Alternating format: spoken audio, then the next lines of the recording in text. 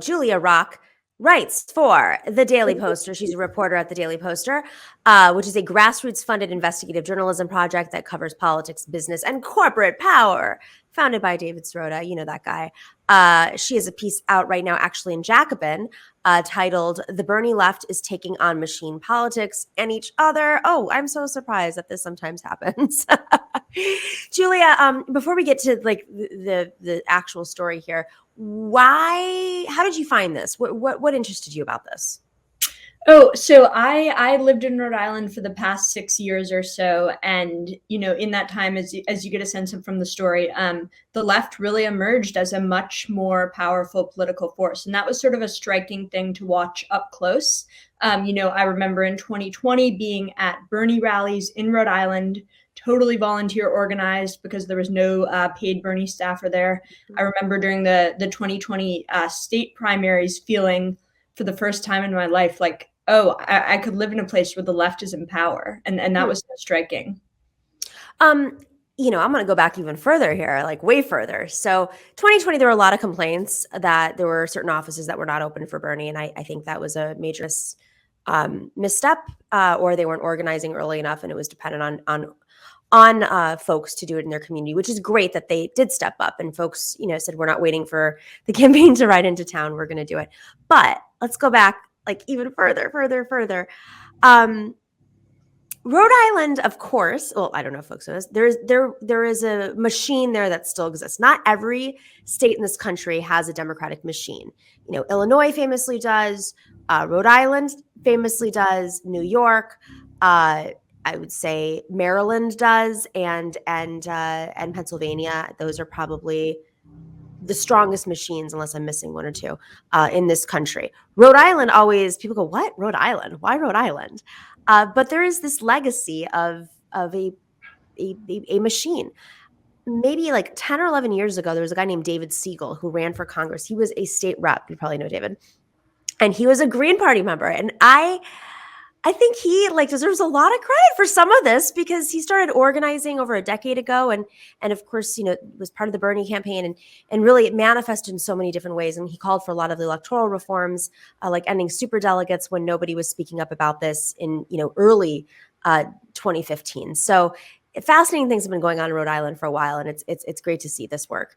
So with that being said, this story, I like that you mentioned that there was no office or there's no active campaign happening in Rhode Island for Bernie, because I feel like that created this scenario in some ways. Do you feel that that's sort of what led to a lack of consolidation?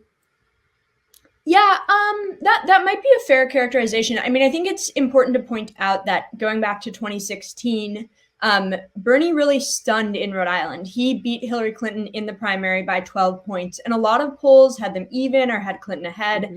All of the statewide Democratic officials had endorsed Clinton. Very few, state lawmakers had endorsed Bernie. So he really stunned in 2016. I think that laid the groundwork for a 2020 where there was a lot of energy around the Bernie campaign. But yes, so it was all volunteer organized. And I think, part of that was volunteers created this new infrastructure in the state that hadn't really existed before, for people to be making demands about things like, healthcare for all, tackling climate change in a meaningful way, taxing the rich. Mm-hmm. And so, whether the lack of an office is sort of what made it possible for sort of different orbits of the left to come into being in Rhode Island, I'm not quite sure. But I do think that, the context of Bernie energy, and especially Bernie energy that was sort of not matched by statewide Democratic leadership, is really crucial. Okay, so what's happening? Let's break down how you discovered this group and what's going on with it.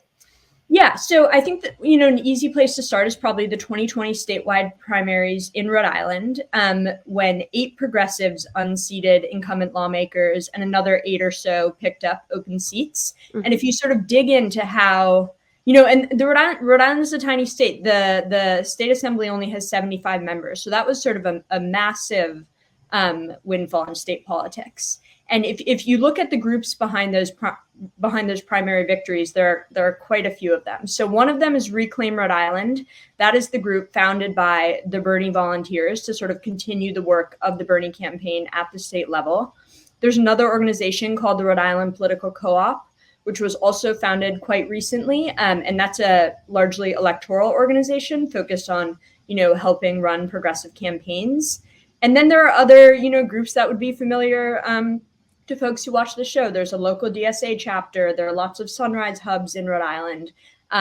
Labor unions are really powerful in Rhode Island, especially the building trades. So you have this sort of conglomeration of groups backing these candidates. And, from the outside, 2020 just looked like this huge, progressive victory, which of course it was.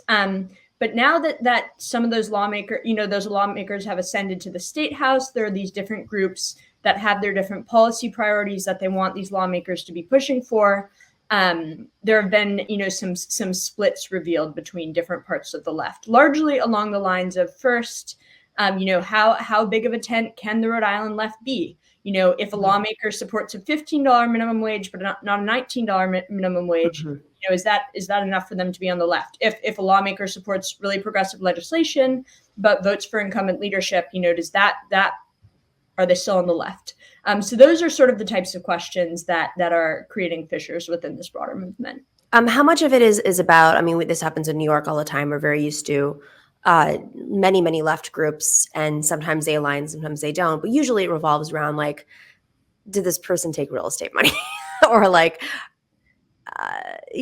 was this person arrested for beating his girlfriend? True story, these are real things that occur. But let's talk about money in particular. Are there but the female aspect actually is very important too, because I think sometimes we don't take that into context. But sometimes progressives have backed across the country. Some progressive organizations have backed some male candidates that have had real issues when it comes to women, personally or within their offices, and they're overlooked. There are many, many articles written about this. We don't have to go down that rabbit hole. But simultaneously, money is always one of those they're taking real estate money. Well, they took this corporate money, but they still say they're progressive. Is that one of those dividers? That, interestingly, has not been as much of an issue. I would say, first, there's nothing in Rhode Island politics like the issue of real estate money. That's such a smaller part of the campaign finance landscape, as well as there's nothing like fossil fuel money that really has a big impact on politics. Contribution limits are lower in Rhode Island, so it's sort of less of a factor anyways than in New York. I would say that on the campaign side, there's lots of agreement, I think, in terms of okay, we're not going to take corporate PAC money. We're going to support a slate of progressive policies. I think that what tends to, differ is the strategy of who should we be challenging? This group, the Rhode Island Political Co-op, has sort of made it their policy that any lawmaker in the state house, no matter what policies they support, if they also support state house leadership, the co-op will primary them. Whereas a group like Reclaim Rhode Island is a lot more focused on the issues. What issues do these lawmakers support? Do they have a pro-labor stance? Are they working with unions? That type of thing. Now, the unions you mentioned, how are they in terms of, notoriously, same thing in New York, if we're going to go back to a state with a strong machine and strong unions, not all unions are the same. And for the most part, most of the unions don't necessarily support the progressive candidates, at least prior to Cuomo stepping down. So how does that play out in Rhode Island?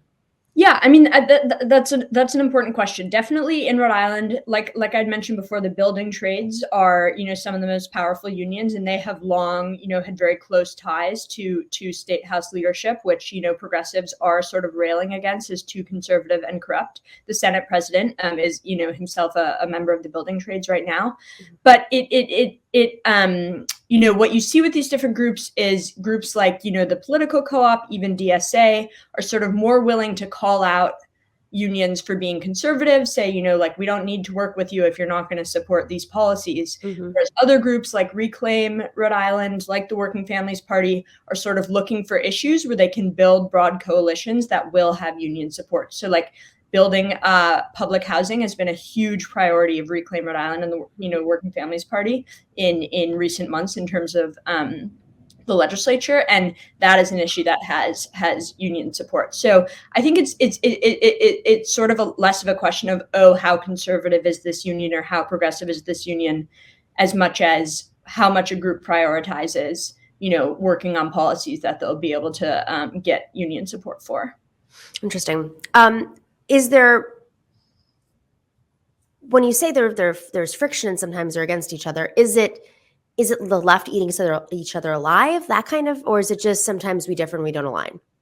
It's interesting. I think if you read local media coverage of what's happening in Rhode Island right now, you'll see headlines about it being sort of a civil war. These groups are fighting with each other. They're not getting along. That wasn't my impression, both from living there and from my reporting. I think there certainly have been moments where groups have really come head to head. An example was, Reclaim Rhode Island is working with two state lawmakers on legislation to tax the rich and pass binding carbon emissions targets. Mhm. And this fall, the Rhode Island Political Co-op announced primary challengers to both of those lawmakers, saying, those lawmakers vote for leadership. They're voting for leadership that's never going to support taxing the rich or binding emission targets. So we're going to primary them. And that was an example of, okay, these groups, have clear differences and they're not going to be able to reconcile them. I think in general, they all sort of have the same goal, and it's more a question of, very, very different views about how to get there. I mean, it is a question. It's a great thing that they bring up leadership, though, because we're seeing this obviously at a on a macro level. Is that leadership has the potential to kill legislation, even if you do have a Cori Bush and an AOC who can present the legislation. If the leadership does not allow it to come to the table, you're screwed. But is that at the expense of other pieces of legislation? But if that's what they're building their coalitions around, taxing the rich, then what's the point if it's not going to get there? Yeah, I think that's an essential point, and I think there's probably, no progressive in Rhode Island who would say, oh, we don't want more progressive leadership, right? And it's a key feature of machine politics that a few people decide what bills get to the floor. They control a lot of money and dole it out to their friends. In Rhode Island, if you vote against leadership, you might lose your office in the state house. Like, the stakes are very high. I think that where the disagreement would come is, all right, are we going to be able to win enough elections in a 4-year period to vote in a new Senate president and House Speaker? I think the co-op would say yes. It's going to be up to them to, prove that in 2022. I think other groups are playing a bit more of a long game. This is fascinating. Okay, so some of the takeaway lessons for folks, if you're watching, things that we can learn from Rhode Island, good and bad. Good and bad. I think that one thing that it seems like Reclaim Rhode Island has done really successfully is choose an issue where they're going to be able to bring a ton of people together around it. And last year, that was taxing the rich. They built a very broad coalition. They sort of had the rug taken out from under them when the American Rescue Plan passed, and a bunch of money went to states, which was great, but sort of made it harder to make the case they were making that taxing the rich was necessary for a pandemic recovery. And now, they have this proposal to use some of that American Rescue Plan money to build green public housing. And that's been like one of the few issues, it seems, where you're going to be able to get the trade unions, more conservative Democratic lawmakers, progressive lawmakers, all able to agree on something. And sort of the way they came to that issue was knocking on doors and asking people, how do you want the American Rescue Plan money to be spent? So I think there really is something to be said for choosing really popular issues and trying to build a big coalition around them. And, we'll see how it works out, but it seems to be going well so far. Super interesting. Julia, thank you for going local. I love this stuff. This is how we learn, from other states, and we grow. And I think these are the most fascinating stories. And of course, nobody wants to touch them. So thank you so much for looking into them. Totally. Yeah. It's really exciting to see what's happening there. Great. Julia is a reporter with the Daily Poster, but she wrote this piece in Jacobin. And it's, of course, titled "The Burning Left is Taking on Machine Politics." And boy, is there a machine there. Thank you so much, Julia. Thanks so much.